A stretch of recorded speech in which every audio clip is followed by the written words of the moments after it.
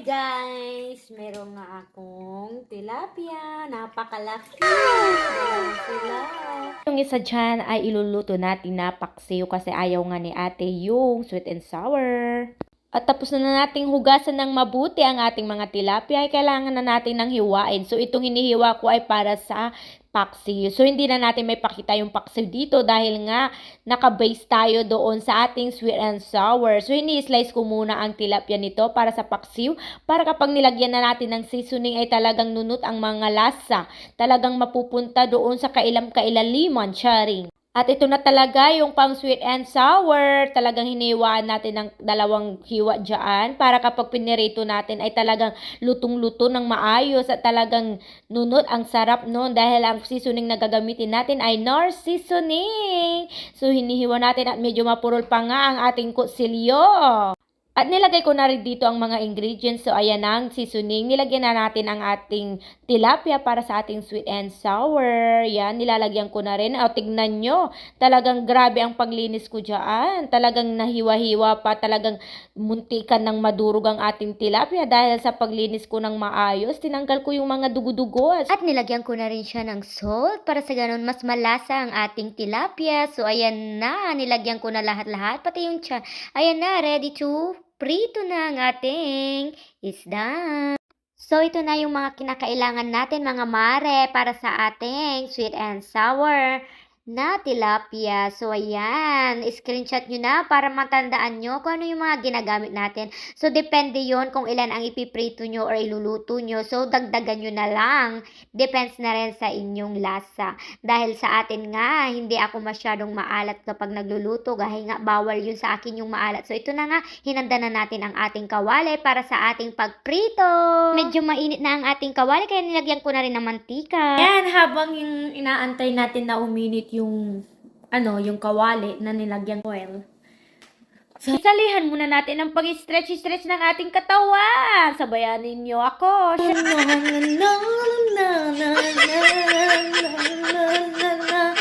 Habang sinasayaw-sayaw natin siguro mabilis nang umini yung mantika. Sorry. Napainit natin yung mantika mga kabits dahil ipiprito natin ang malaking tilapia. First time ko magprito ulit ng tilapia dito sa Jumerica kasi sa Pilipinas madalang kasi ako magprito kasi takot ako sa mantika. Ay, sa tilalsik ng mantika. So let's try kung ano nga ba. Gagamitin natin yung technique na ginagamit ni Nanay Abute sa pagprito ng isda para hindi ito malalsik. Diba? So, ito na yung technique ni Nanay Abute. Lagyan natin ng asin yung kawali na may mantika. At ito na nga mga kababes, nilagyan ko na ng asin yung kumukulong mantika dito sa may kawali para kapag nilagay natin yung isda ay hindi talagang tumalsik sa aking pangmumuka. At for sure, matalsikan ng aking mga tagadad, talagang maluto na at hindi nyo na ako makilala. Kinakabahan ako, kababes. Magkamatalsikan ako, ha? Charing. Abang pinapainit yung mantika, sasayaw tayo para ma-maintain natin yung may abs ka. So, nawawala. At ito na nga, this is it mga kabibs, ilagay na natin ang ating isda sa ating kawali. At syempre, gamitan natin ang ating sandata, ang takip ng kawali, pang malakasan para hindi matalsikan. O, sinong katulad ko dyan, natakot na natakot sa mantika tulad ko, taas ang kamay. So, ayan na guys, napiprito na talaga. Aantayin na lang natin.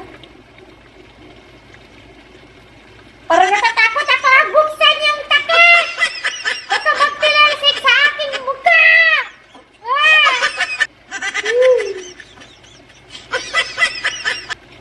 My goodness! Ako'y kinakabahan, mga kabers! Kasi talaga ako, hindi talaga ako nagpiprito.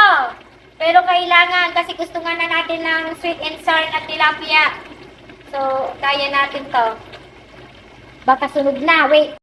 Ito na naman yung inaantay niya mga kababes, ang pagbukas ng takip ng kawali na naman para baliktarin ang ating tilapia.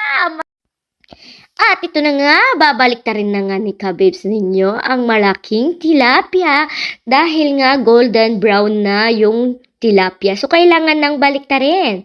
So, dahil nga medyo natatakot pa at kinakabahan si kababs ninyo, baka naman matalsikan siya ng mantika. Pero kinakaya pa rin ng powers niya kahit kailangan niyang baliktarin. Dahil kung hindi niya baliktarin, ay masusunog na yung tilapia. Napakalaki. Sayang din naman. So, ayan na. Tinatry niya magbaliktad pero ayaw magpabaliktad ng tilapia. Lumalaban. Hindi na nga gumagalaw pero lumalaban yung isda. So, yan. Sige. Kaya mo yan. Sige. Ano ba yan? Sige. Hindi ko mapigat. Sige, kumuha ka ng tungjan para mabaliktad mo. Sige. Go. Huwag kang susuko. Kaya mo yan. So, ayan. salamat, Nabaliktad thank you. din sa wakas. Ayan ang perfect ng pagka-prito! Pwede na talaga ako Yung golden brown na tilapia. So, yan kapag golden brown na talaga ay kailangan ng baliktarin para hindi masunog ang tilapia para sa ating sweet and sour. So, antayin na lang natin ulit mag golden brown yung kabila. I don't want to see my fish! Ay! Don't speak like that! I just do my vlogging. I do vlogging. You're on the phone. Don't.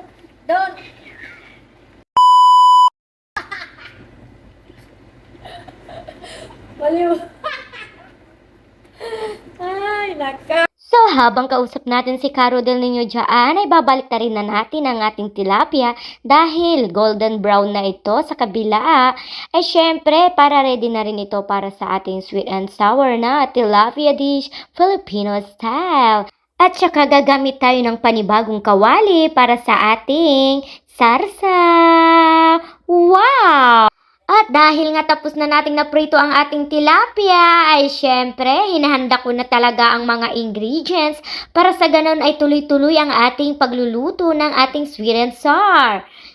At ito na nga mga kabes, pinapainit na natin yung kawali na may mantika para sa ating sarsa, sa ating sweet and sour. So ready na tayo mga kabes. So ayan, hawak ko ang aking phone para i-video. Mga kabes, nakalimutan ko pala, kausap ko pa dito si Rodel. So kailangan nailagay ko na pala dito ang bawang sibuyas at ginger mga kababes sa may mainit na kawali at mantika. At syempre nilagay ko na rin ang vinegar at saka yung water. So syempre sinunod ko na rin yung tomato sauce habang kumukulo ang ating vinegar at tubig. Para sa ganun ay mag-dilute o si Bear, may word of the day tayo, dilute, para mag-mix ang ating mixture. At syempre mga kabebs, hindi pa natatapos dyan kasi kailangan pa nating halu-haluin ang ating nilagay na tomato sauce dito sa ating mixture ng pang sarsa sa ating sweet and sour. Halu-haluin lang natin ito para mag-dilute nga yung nga sinasabi ko sa inyo. Tapos saka natin ilagay ang ating asukal na 3 tablespoons. Syempre kapag nilagay natin yung asukal ay kailangan ulit natin silang aluhin para sa ganon ay mag-mix talaga ang ating mga ingredients na nilagay. Syempre halu-haluin lang natin mga kababes para sa ganon ay talagang mahalo ang mga ingredients na nilagay natin. At kung sa feeling nyo ay okay na yung paghalo ninyo ay ilagay na natin ang carrot. Syempre nilagay na natin ang ating favorite, ang carrot. Tayo ay rabbit kaya mapakaraming carrot. At ilalagay ko na rin dyan ang green and bell pepper. Yan, hindi ko na naipakita kung paano ko paglagay kasi nga tayo lang ang nag-video dito dahil wala tayong kasama. So, syempre, haluin natin ng bahagya para sa ganun ay mag-mix din ang ating sarsa na ingredients dyan. And then, haluin natin ulit ng kaonte. Huwag masyadong overcook ang mga gulay natin mga kababes para sa ganun kapag kakainin natin ay talagang maririnig nyo ang lutong ng mga ito. Syempre, ilalagay na rin natin ang ating cornstarch. Yung nilagyan natin ng 3 tablespoon na water na cornstarch ay ilalagay na rin natin. Ang purpose ng cornstarch na nilagay natin ay para maging sticky yung ating sarsa, para hindi matubig. Kasi kapag hindi natin nilagyan ng cornstarch ay talagang magtutubig-tubig at hindi siya magmukhang sweet and sour. At syempre nilagyan na lang natin ng asin tsaka paminta. Depende na rin yun sa taste nyo mga kababes. Kung medyo maalat kayo or gusto nyo medyo may alat-alat yung sweet and sour nyo, kayo na lang magbahala. Kasi ako ay hindi talaga ako naglalagay ng napakaraming asin dahil nga bawal yun sa akin. So, healthy living tayo mga kababes for this video. At hindi talaga mawawala ang pagiging halo-halo ni kababes ninyo. Kasi syempre, kumulo na dyan, ay nilagay na natin ang ating napakalaking tilapia. At dahil nga nailagay na natin lahat-lahat ng mga sangkap para sa ating sweet and sour, ay syempre nailagay na rin natin ang ating tilapia. Ay syempre, papatay na natin ang kalandyaan para hindi ma-overcook ang ating gulay na carrots at yung bell pepper. So syempre, nilalagay-lagay ko muna dyan para maganda ang ating presentation mamaya dahil nga may exam pa tayo. Sharing, joke lang. So hanggang dito na lang mga kababes ko. Thank you for watching. Bye-bye!